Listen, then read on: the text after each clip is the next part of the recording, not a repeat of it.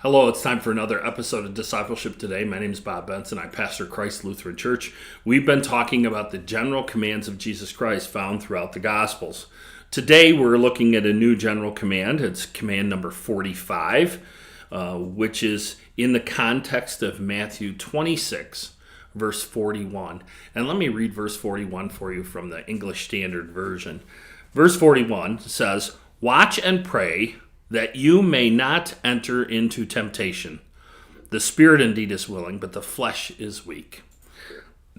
The context of this, there are greater trials coming. And Jesus knows there are greater trials coming for these disciples. And greater trials are still yet for us to come. And so as we look at this, it is necessary, therefore, still to be on our guard, to pray, to seek God's aid by asking for supplication, for him to supply for us. In view of these thickening calamities, as we've gotten throughout time, that we would not enter into the temptation, that we be not overcome or oppressed in the trials of our faith. And that's what we're looking for. The word temptation here properly means that we would test our faith in approaching calamities.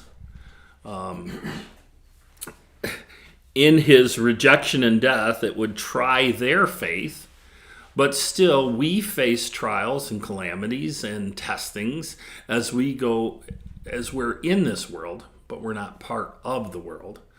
So he said that things would wax worse and worse, and then the end would come. So as we see these things happening, are we watching and praying? Are we watching these things happen and praying about his supplication, his provision in these things?